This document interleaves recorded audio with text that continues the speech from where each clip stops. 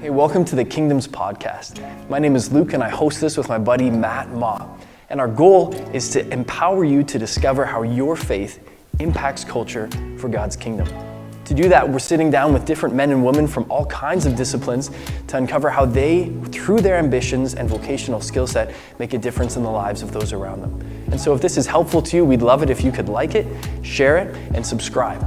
In the meantime, enjoy today's episode.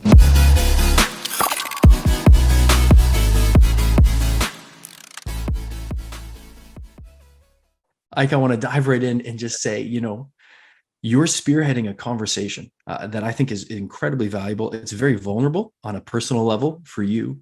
And it's about navigating the baggage that people grow up with, experience from dysfunctional families, the journey of healing in that, and also ultimately how we can have redemptive presence in relationships, not in spite of, but actually in drawing from some of the things we can learn from the painful things we go through. Yeah. And I know that in order to do that, you're drawing on your own childhood experiences, which I admire you. It takes a lot of courage to do that. And so to maybe lead us off in this conversation, to the extent that you're comfortable, can you share with listeners the dynamics and relationship patterns in your home growing up and how those dynamics formed you? Yeah.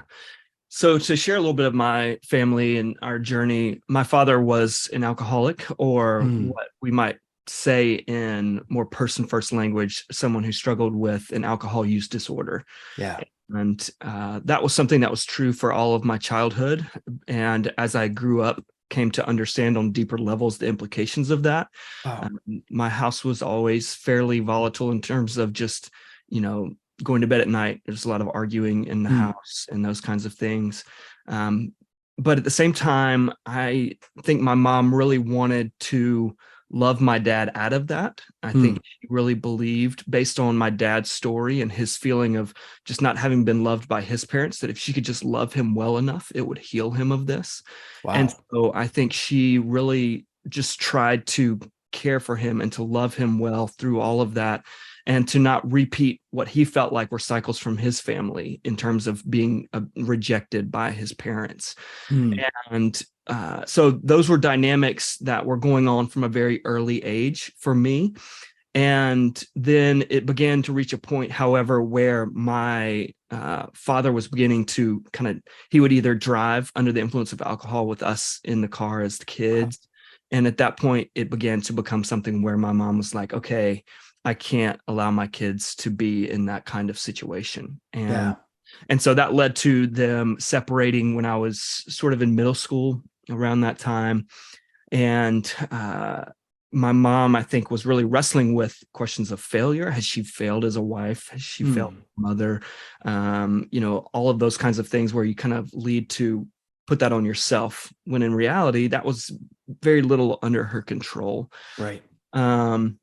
My father developed prostate cancer when I was in middle school, and my mom saw that as kind of a second chance for things. And so after his treatment for that, he came back home and things were better for a little while. And then things kind of went back downhill relationally for them.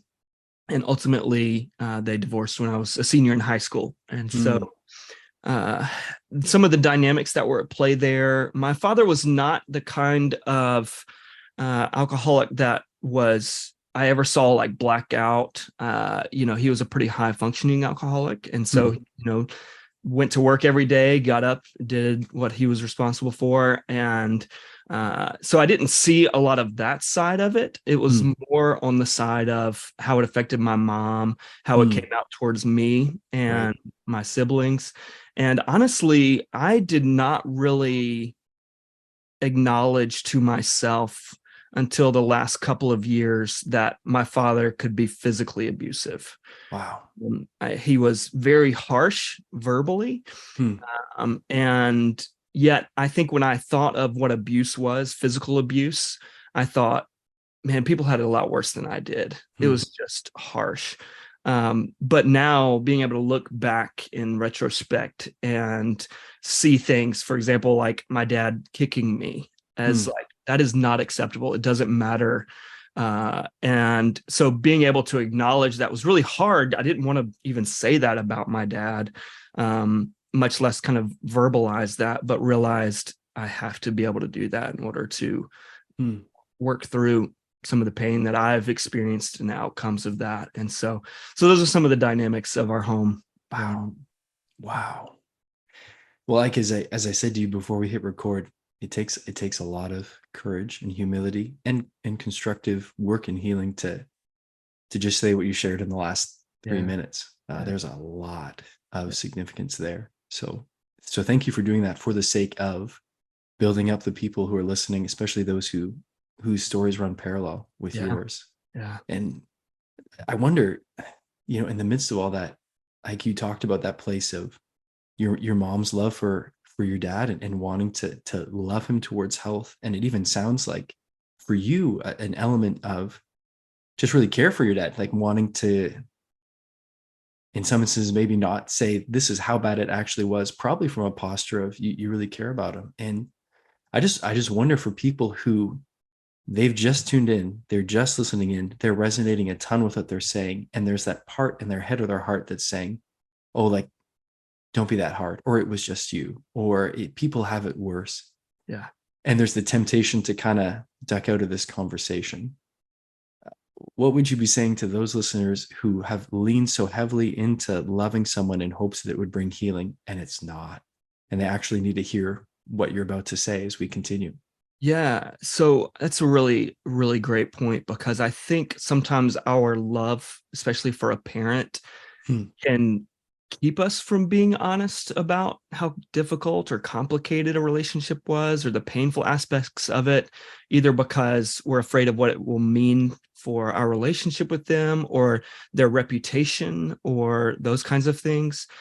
And what I would say, and what I've encouraged people to do, is to be able to hold the tension of, on the one hand, I loved my father. He was, I did not have the experience of a father who didn't tell me he loved me. He told me he loved me, Mhm. but at the same time, that doesn't remove the fact that there were painful things that happened in our relationship that have Mhm. continued to affect me, that there weren't things about his own struggles that were affecting our family. And so holding that tension to be able to say, this isn't a question of whether I love you or not, but it's a question of whether I acknowledge the effect of some of the painful things that happened on my life now. Because the reality is, until we are willing to be honest with ourselves about the impact of our childhoods, then those childhoods and the impact of them are going to continue to wreak havoc in our lives and impact Mm. our relationships.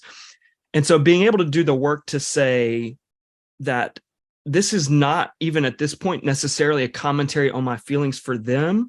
This work is more about taking responsibility for the impact of those things so that I don't repeat those things in my relationships, or they continue to operate in ways that blow up relationships that I'm not aware of. That's what I would encourage people to do. Right. Yeah. Well, so let's go there, because like you hit that target right in the bullseye in terms of saying, pain doesn't die just because we bury it. And for some people listening, what you said resonates in that they realize, I've maybe buried my pain rather than working through it, working through some of the challenges surrounding my family of origin. Mm-hmm. And so for people who are kind of in that spot and they're starting to say, oh my goodness, like, how do I start to work through this? How do I start to journey through this? It feels right now it's that it would be easier to just keep coping Yeah. than unearth some of the really messy things there. And for some people, they're thinking through the whole process and saying, man, if I did go to a counselor, if Mm-hmm. I did work through some of this stuff, if I did have some of these hard conversations, what's on the other side? Can anything actually redemptive, can anything good come as a result of Yeah. what I've gone through? For Yeah. for people in that space asking those questions and maybe reflecting on the point where you were maybe asking those questions at one point in your life, Mm-hmm. what would you say? Yeah. I don't know if I shared this in the book, but the best analogy that I have come up with for this kind of work is actually a root canal. Oh yeah. which sounds terrible. You're like, what? This is not helping. This is Here we not go. working. Yeah. But several years ago, I went to the dentist and they did the x-rays and they were like, yeah, I think you need to get that tooth checked out. Like it Mm-mm. looks like, there's some deadening of the bone there. You probably need to get that checked out. And I was kind of like, you know what? When it starts to bother me, like I'll check it out. But until Mm. then, like it doesn't feel like it's necessary. Like it's totally fine. So a year later, I go back and they're like, so did you go see anybody about that? And I was like, no, it hasn't really bothered me. And so, I'm just going to wait. And they were like, well, my concern is if you wait, you're going to wake up one Saturday morning with just awful pain in your teeth. Mm. And you're not going to be able to get like care right away because it's the weekend and it's just going to be awful. And Yeah. I'm kind of like, okay, yeah, sure. Like, it'll be gradual. Like, I'll be fine. That was like a Thursday, no joke. That Saturday morning, I woke up with this awful pain in my jaw. And I was like, oh my goodness. Like, this Yeah, isn't no. subtle. This isn't slowly increasing. This is like brutal pain, Excruciating. right? Yeah. And so at that point, I'm like trying to get in touch with the endodontist or whatever as soon as possible. And so they get me in and they drill down into the tooth to relieve the pressure, because what's happened is in that space where this tooth had died, because it had began to eat away at the bone, an infection was starting to take place in that sort of space there. Right. So for one, they had to drill in to take the pressure off because that's where the pain was coming from. But then obviously they had to get in there and fill it so that it could begin to heal. Mm-hmm. And I think that's a powerful image of this work, because I think we kind of go along like, yeah, I know that there was some stuff that happened in my childhood, but it's not really bothering me right now. Like it's not really causing any problems. And so Right. if it shows up, maybe I'll have some conversations, or maybe I'll just try to push it down more. And then we find ourselves in a situation on a Saturday morning or a Friday night or whatever, where it is starting to wreak some havoc in our life. A relationship is just falling apart and we can't see why. We don't know why, or why we can't communicate well, or why do we keep finding ourselves in this place of I'm the one that's always giving in this relationship and nobody ever gives back, or we find ourselves in this place of pain. And because we haven't done the work to really get into that, then it's wreaking that havoc and that pain in our lives. And so I would say that's a bit of it, is beginning to do this work before it has that sudden like onset of pain in our lives. But the other thing that I would say is, I think one of the things that you get when it comes to talking about therapy is this sense of like, it feels like it gets worse before it gets better. Oh, yeah. And so if I go into therapy, like this feels like it's making things worse. Bringing this up is making things worse, right? And so why would I do that? And it's kind of like that root canal where like, yeah, it was painful. It got worse when they started drilling into that tooth, when they started like shooting my gums with, numbing agents and all. But the fact of the matter is, once they got in there and did that work and cleaned it out and medicated it and gave it some antibiotics, it was amazing how quickly it then began to heal and the bone began to grow back. And now it's healed. It's better. Right. I don't have to worry about one Saturday morning, am I going to wake up and there's all of this pain? Yeah. And so being able to really paying attention to the pain now a little bit, even if it's just a little bit, I would say is the way that you begin to step into this work and to say, okay, this may be increasing some pain now, but in the long run, this is actually going to lead to healing, which is going to pay benefits and dividends for the rest of my life. Yeah. Yeah. Amen to that. And if you've never had a root canal, just think about going to the gym. It's like the gym, the first workout, especially if it's a leg day. Yes. It's going to suck. Yes, it but is. It gets better. It gets better. It does. Man, absolutely. Well, like you take a page out of Toyota's playbook, if I'm remembering right. Yes. In talking about starting to think carefully and constructively about what's going on in our own heads and hearts and emotions when something happens that upsets us, that bothers us, that is maybe that first kind of like, ooh, there's a root canal here, or maybe more. And you talk about the 5 whys Yeah. And so for people who aren't familiar with the automotive industry, can you unpack how something Toyota designed applies not only to pastoral ministry, but Yeah. to your written work, Good Baggage, and how someone can start to apply those and get into the heart of a personal matter? Yeah. So I first heard about the 5 whys actually at a church planting training, Mm, where we were kind of talking about tools for assessing, and problem solving. And so, it was kind of originally around like, if there's something going wrong in your system or your church, here's a tool for kind of getting layers down to like where the real issue is. right. And so the way that this tool worked is originally developed in a Toyota factory where they had this process where if something was going wrong on their assembly line, say, for example, someone was consistently late in getting their part prepared for the installation on the vehicle, instead of going to that person and saying, you need to speed up because you're taking too long, they would go to them and ask the first why. So they would say, hey, why are you consistently behind on getting this part in?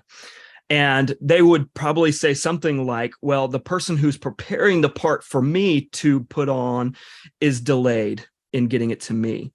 And so they would go to the next guy and say, hey, why are you consistently delayed in getting this part prepared for installation? And he might say something like, well, the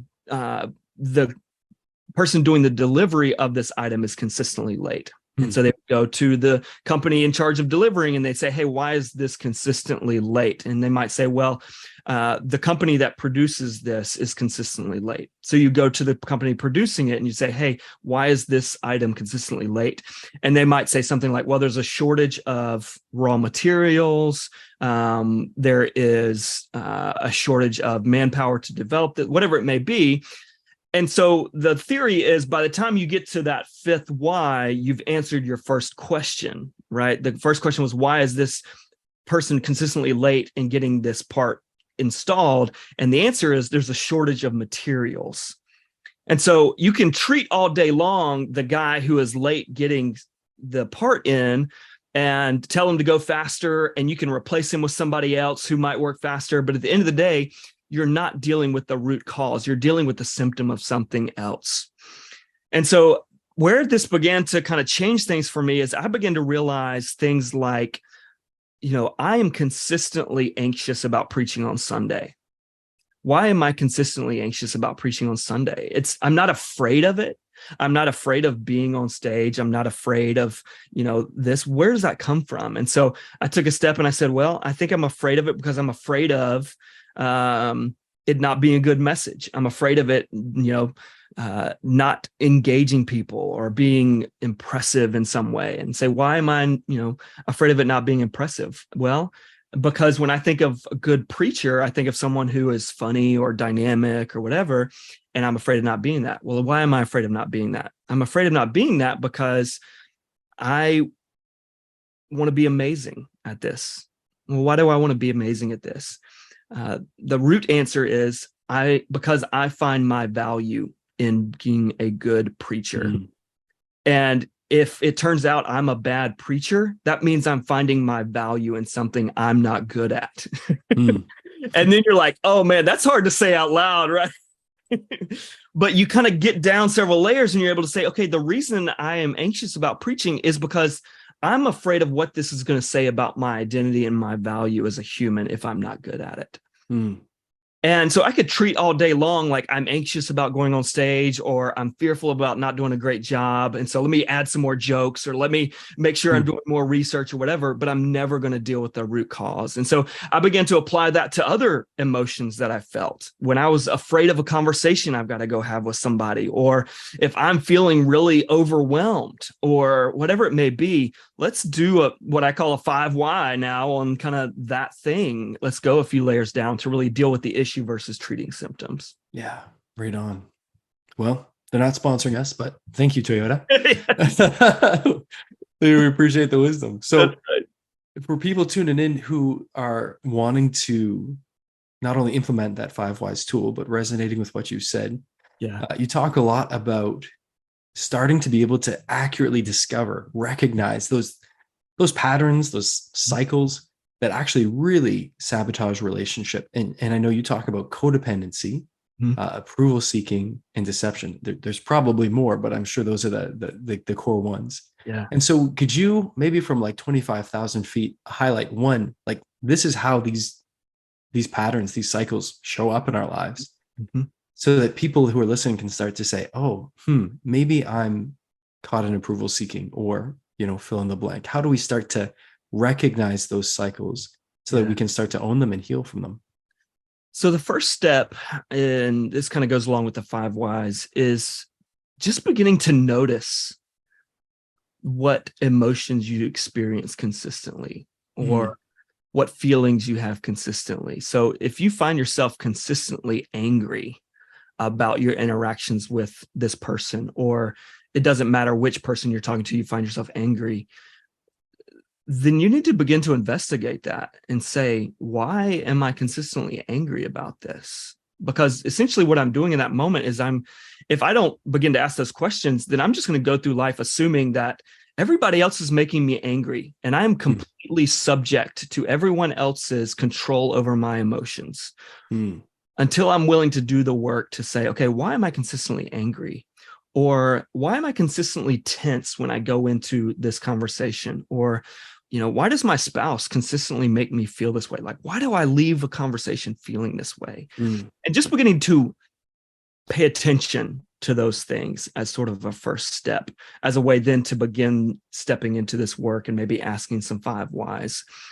But when it comes to the cycle of sabotage that I talk about in the book, I talk about codependency, approval seeking, deception, and then boundary issues. And codependency is one of those words that for a long time, it's been hard for us to define. Like, what do we mean by that? And what's typically been taken from that is codependency is synonymous with people pleasing. mm, The reality is people pleasing is actually a symptom of codependency, or it's a manifestation of codependency.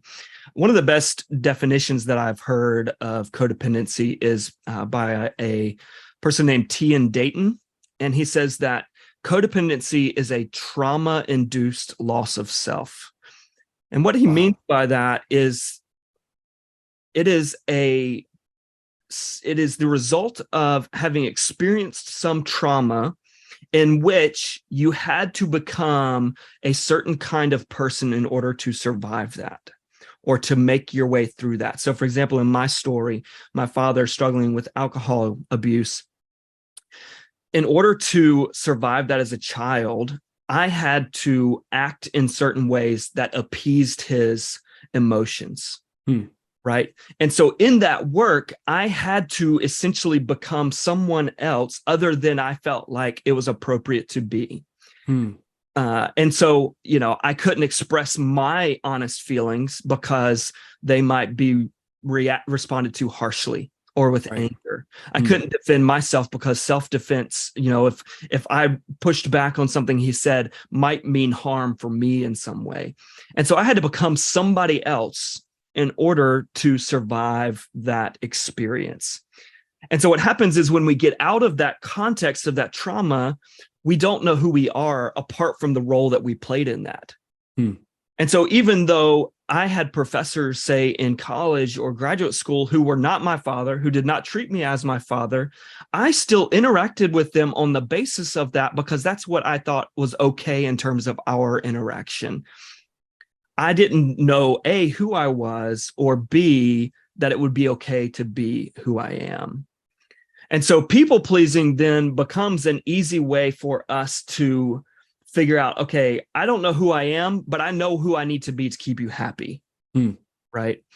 And so that's the way that the people pleasing begins to come out of that. And so codependency then becomes something that plays out in all of our relationships, even if we are no longer in that particular relationship. Wow. Wow. How does that impact our sense of what normal should be then? Mm. Yeah. So, one of the interesting things when me in this journey is there's a book called Adult Children of Alcoholics. And I don't remember the first time I picked this book up, but I remember picking it up, and it was written in the 80s. I mean, it was an older book, but in there, the author had something like 10 or 12 common characteristics of adult children of alcoholics. And as I'm reading this, I'm like, oh my goodness, this is me. Like, Mm, I thought everybody was this way, but no, what? But one of the things that they said in there is, as someone who grew up in an alcoholic context or an alcoholic system, you don't know what normal is. mm, And so in every context you go in, you're trying to read the room and say, okay, who does everyone in this room want me to be so that I can fit in here, so that I can belong here, so that I can be pleasing to the people here.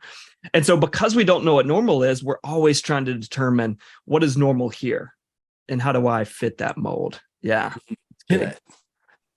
this is me going off road a little bit, and I'm not a counselor or a psychotherapist, but do you anticipate that reality, people who are saying, who do other people in the room need me to be?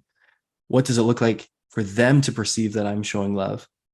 Mhm. In recent years, a lot of conversation has taken place surrounding social anxiety, people feeling overwhelmed or exhausted. And I respect there's a lot to that. I'm not trying to minimize that or try to dumb it down. But Sure. do you think that this pattern of behavior can contribute to that at all? Yeah. So to kind of walk through the rest of this cycle and to kind of get at what you're saying. So codependency, this loss of self, manifests then in approval seeking, kind of this Mm, idea of who do I need to be in order to gain your approval? And because we don't know who we are, and the target is always our perception of someone else's approval, there is no end to what we will put ourselves through in order to gain someone's approval. mm, Unfortunately, what that means is you will begin to reach a point where you feel like I'm an imposter. mm, I am not who I have projected myself to be. And rather than being honest about that, we can fall into deception. Well, if I can't be that, how do I give the appearance of that? How do I make it appear like I am successful in this, that I am great at this, that this is a strength of mine? And we fall into deception.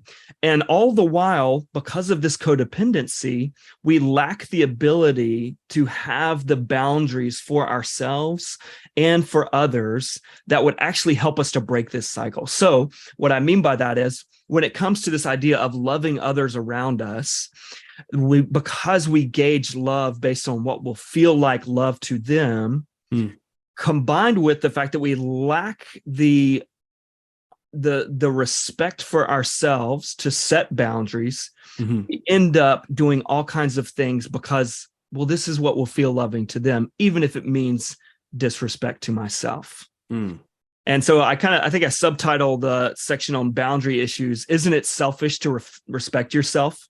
mm, The idea that I would have parameters on what people can do or not do to me, how people can treat me or not treat me. The context that I grew up in, or a lot of us grew up in, said that to respect yourself was selfish, to look out for your own interests, to care for your own personal well-being was selfish. And so we just don't even know how to have boundaries, how to say, like, I want to be loving towards you, but that doesn't mean I have to be disrespectful to myself. mm. Is that kind of what you're getting at? Is that what you're asking? Yeah, in many ways. And I think there's somebody out there listening who's going to say, oh, but Ike, are boundaries biblical? Do you have a Mm. Bible verse for that? And I mean, to which I Mhm. love to say there's not a Bible verse for endorsing open heart surgery, but we still go for it. Yeah. But is there a character, for example, in scripture that you could point to and say, hey, if boundaries is brand new to you, you're trying to figure out how that makes sense. Here's an example in scripture of somebody who actually was heads up and had some good boundaries while still demonstrating a lot of respect for the people around them. Is there Yeah. anyone you'd point to? I mean, I hate to pull this card, but I go straight to Jesus, where what we see and the difference between what I would call codependency and um, sacrificial love Mm-hmm. is that codependency is ultimately something we do out of the need for self-preservation, Mm-hmm. self-protection. Whereas the sacrificial love that Jesus calls us to, it says that he did that out of love for his Father. Mm, And so I think when it comes to our discerning of what is loving versus what is self-deprecating, self-disrespectful, there's that question of, am I doing this out of self-protection, which is valid, like we have to think about that, or am I doing this out of love for the Father? So what I mean by that is there were a lot of people that came to Jesus that Jesus did not just do what they asked him to. There were a lot of people that came to him for healing or whatnot. Or, people, it talks about in one story where people are coming out to him and he goes on to the next town. Kind of like they're coming to him for healing, but he's like, I have the preaching of the gospel to go and to do, and you're like, that wasn't very loving of him. Like, these people were right here. Like, what are you doing? But Jesus never acted out of a place of, what are people going to think of me if I don't do this? Which is, again, a question of self-protection. He was always asking, what does it look like to do this out of love for the Father? And when we are in a position, especially as pastors, for those pastors out there, where we can't identify our value apart from what we do for others, we're in a bad place. We are in codependency at that point, because what we're saying is how I feel about myself is dependent on how everyone else feels about me. And if others don't feel good about me, I can't feel good about myself. And so at the heart of it, it becomes a question of, I'm doing this out of self-protection versus out of genuine love for the person. Does that make sense? Oh, yeah. And oh my goodness, Ike, that's a very convicting statement. Like, I'm doing this out of a desire for self-protection rather than love for others.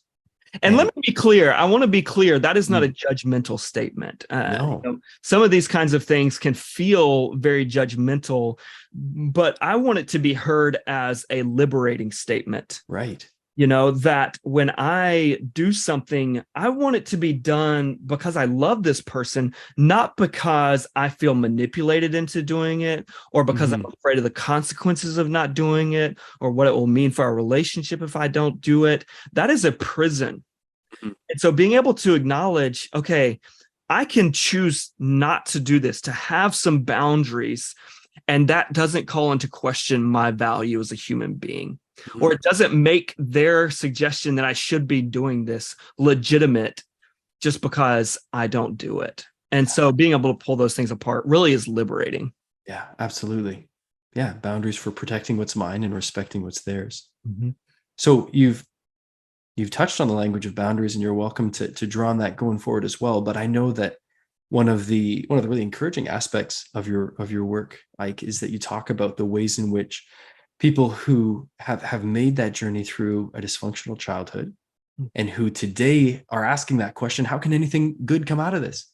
That there's actually some really good lessons that lessons is maybe not the best term, but you're careful to point out the fact that while God wouldn't have intended necessarily for that kind of pain and brokenness to happen, there's ways in which we can leverage those experiences to do something really good in the present.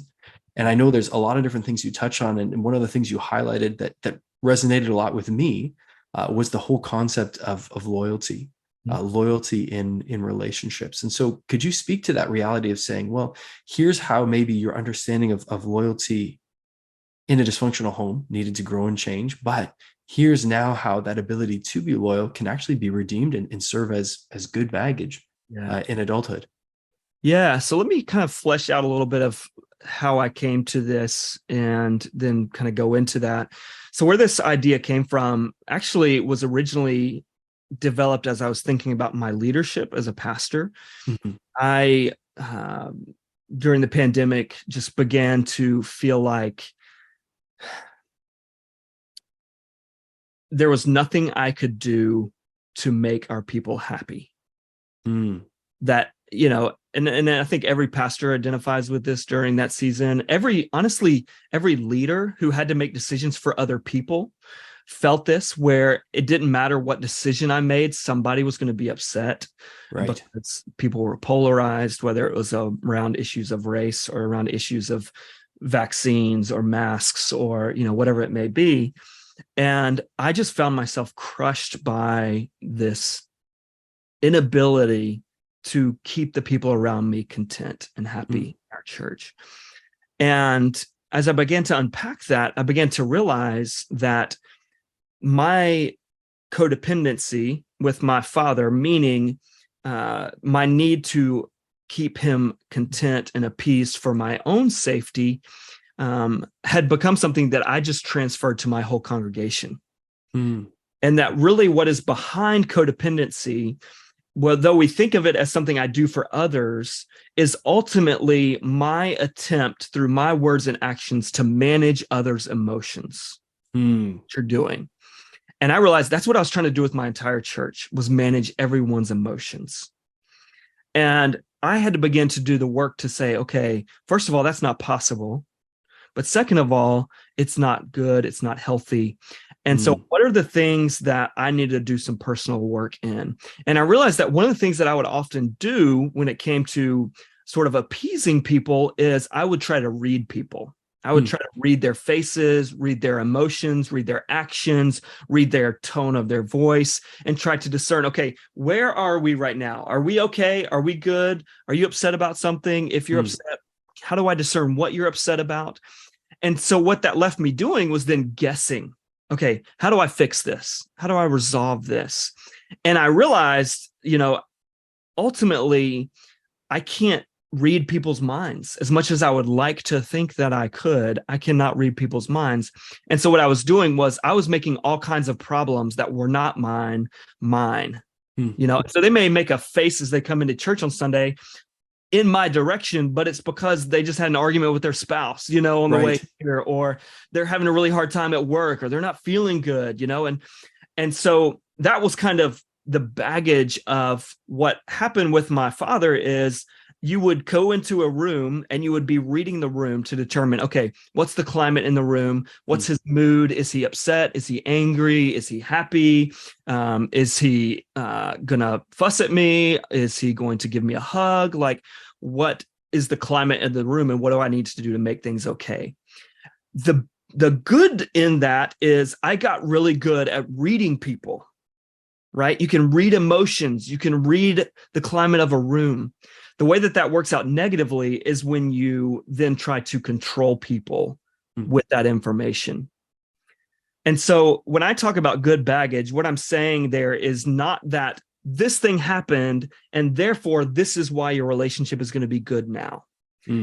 What I'm talking about is going into the bag of things that we carry as a result of what we experienced, and taking something like our ability to read people and then learn how to use that tool for the good of our relationships now. So it's not automatic. It's not just, I had this experience and therefore I'm good at this. There's a process, there's work that has to be done to say, okay, how do I use this tool well and in the right context?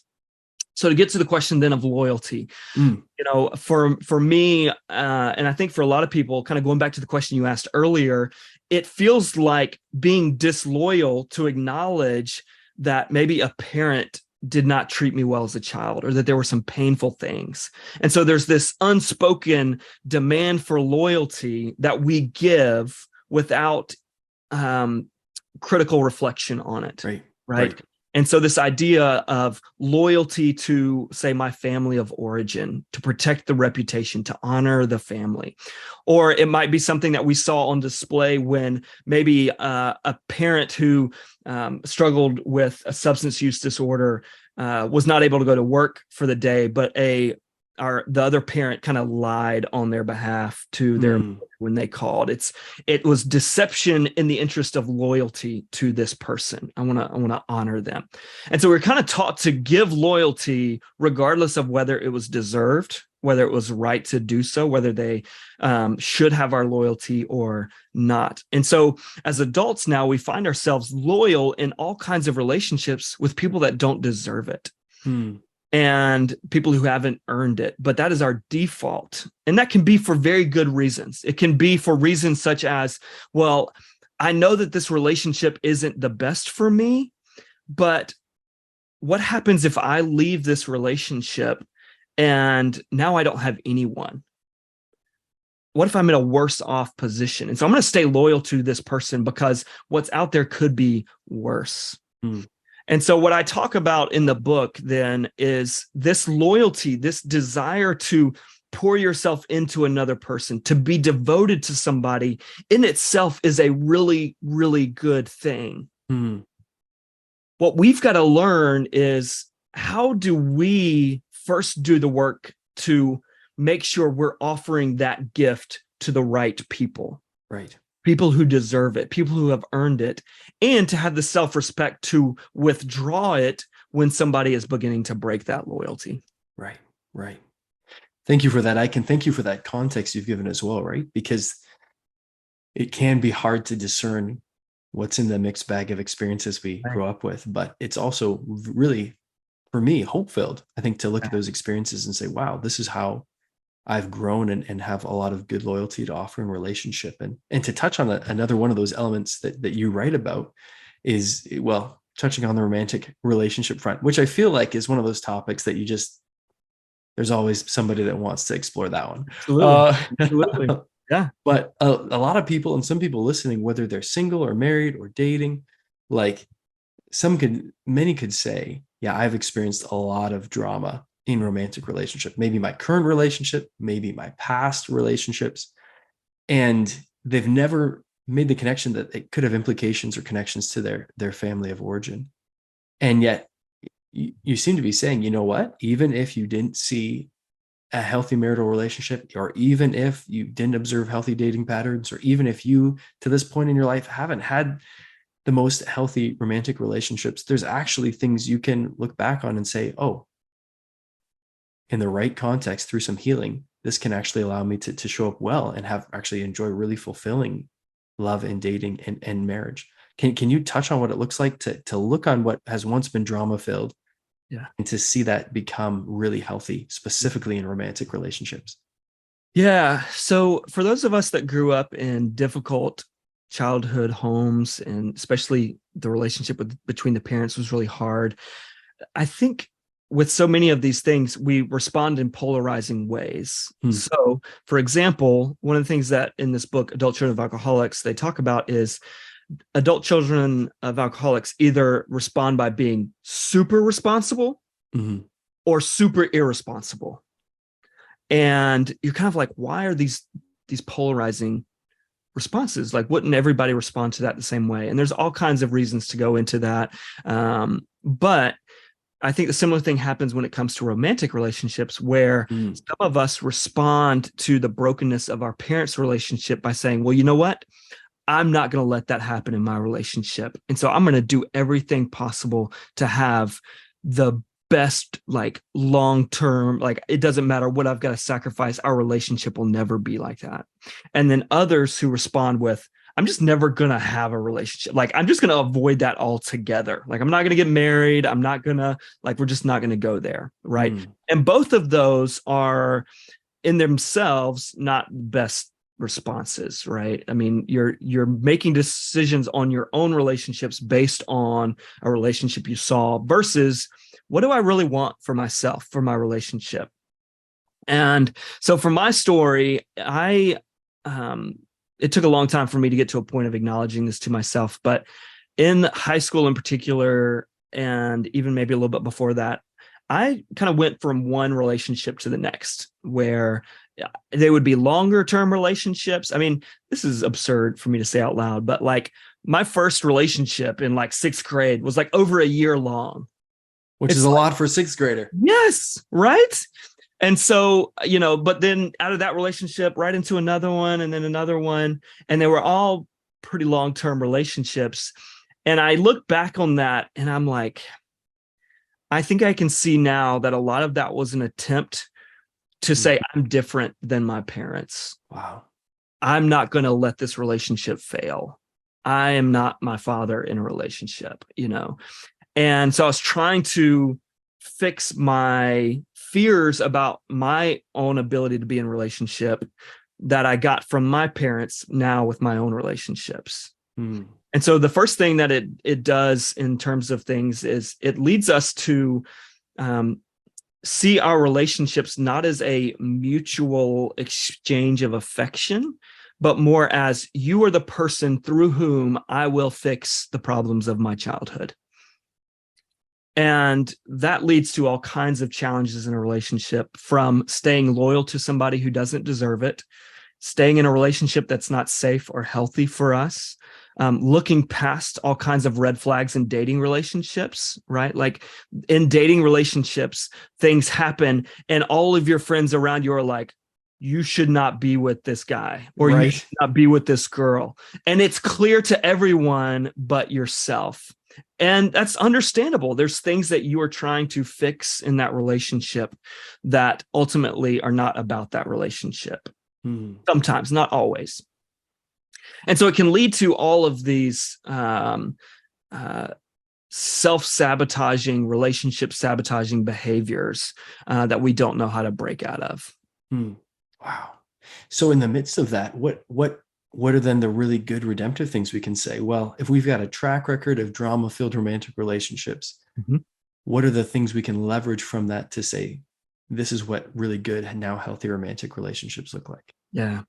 So one of the kind of pieces of good baggage is, as I said, some of us respond to our parents' relationship and the brokenness of their relationship with this zeal that my relationships will not be that way. Hmm. I will not have broken relationships. Hmm. And on the surface, the reality is that's unrealistic. We're all Hmm. going to experience brokenness in our relationships, imperfection in our relationships.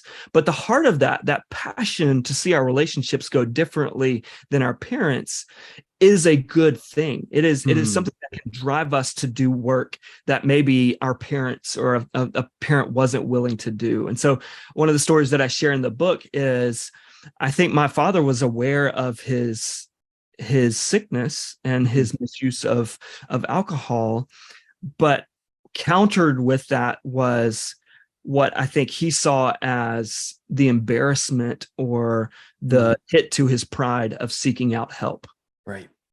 and getting help. And when I was kind of coming through COVID in particular, and realizing some of the work that I needed to do, I share in the book that I began to develop a sort of dependence on my anxiety medication. Hmm. And I remember kind of having these moments where kind of talking with Sharon about this, or talking with our counselor about this, and they would say something like, I don't think you're there yet, but this is addictive behavior. Like Hmm. this is tending on that. And my first reaction was, no, it's not. It's fine. I got this. It's all good. But I realized that's kind of, I think, along the lines of what gets you to that point of not being able to acknowledge that you need help, or fear of acknowledging because of the hit to our pride. And so I realized, what's more important than me maintaining my reputation or my pride is doing what's necessary for me to have this healthy relationship with Right. Sharon now. Yeah. Right. And so it gives us this passion to do whatever is necessary for the health of our relationships. And that can mean doing some of that work. It can also mean setting boundaries. It can mean having hard conversations. Hmm. But the reality is, if we are doing things in order to keep somebody happy, in the short term, that may make it feel like this relationship is healthy, but in the long term, it's undermining the health of that relationship.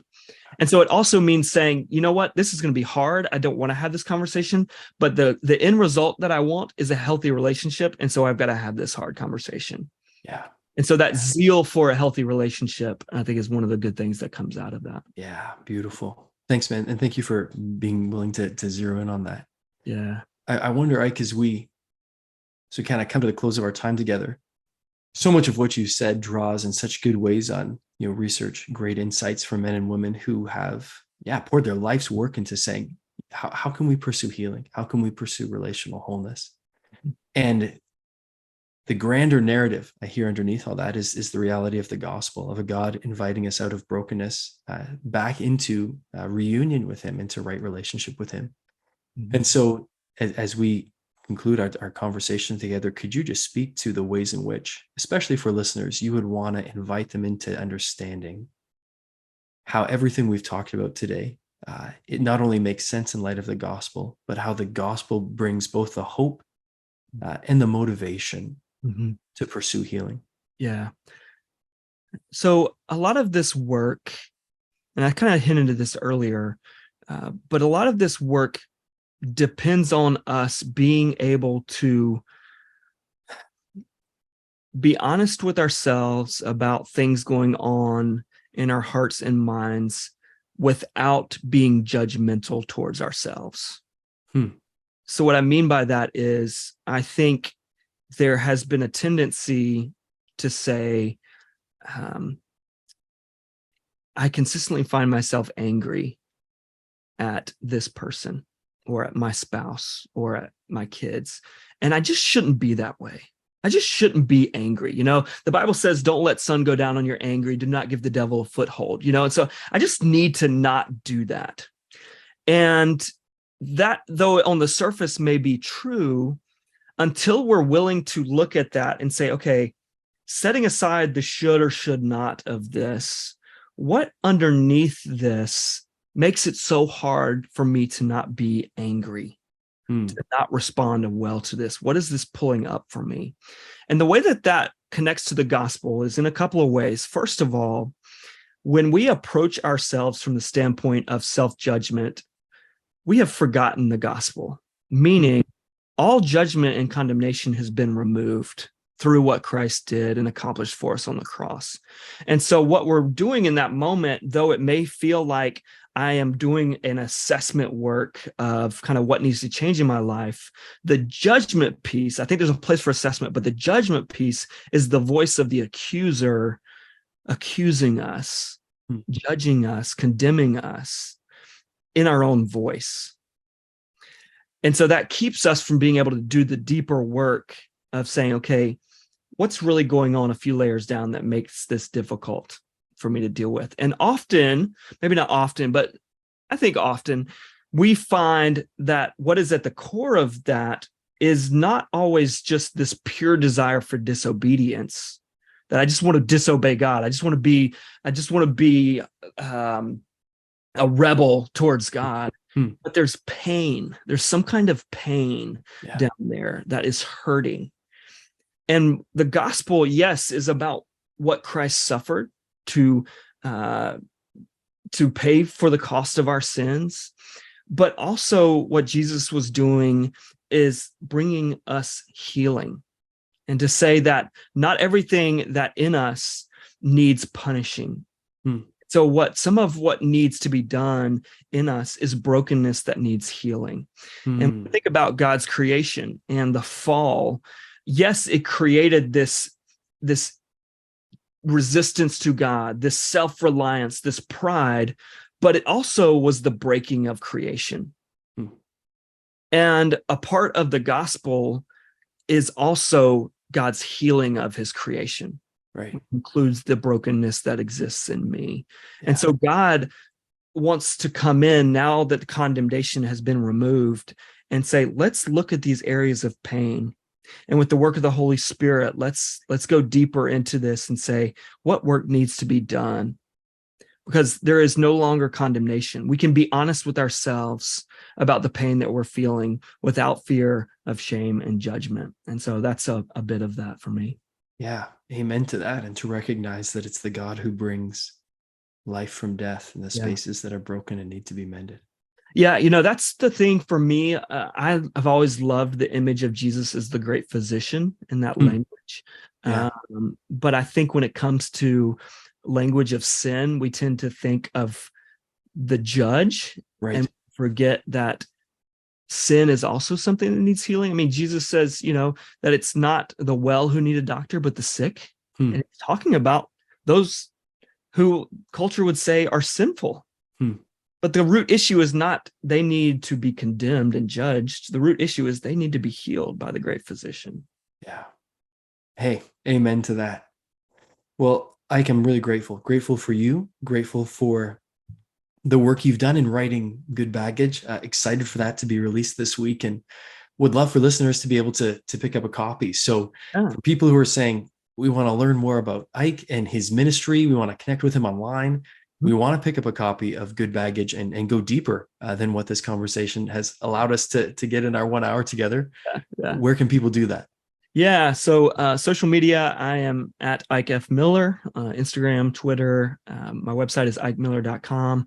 Books are available, Amazon, Target, Barnes and Noble, wherever books are sold, all of Yeah. that. But one other resource that I want to point people to is, as I was writing this book, I realized that there's a lot of conversations happening in this book that I think we know generally Hmm. about, meaning we know that our childhoods impact our relationships as an adult. But when it goes beyond that, we're not as familiar. So, for example, how does my childhood affect my brain chemistry?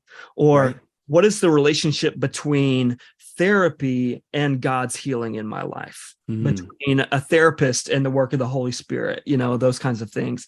And so one of the things that I did leading up to the release of this book is actually have some of those conversations on a podcast. Excellent. So I've got a podcast, the Good Baggage podcast, that is out there if you want to go deeper or beyond the book, or maybe an intro to the conversations in the book. So I encourage people to check that out. It's kind of just a mini series of conversations. That's awesome though. Yeah. Thank you for that and for making us aware of that. And thank you, Ike, for this time. You've been so gracious and honest and helpful in this. So I'm really thankful that you came on the podcast.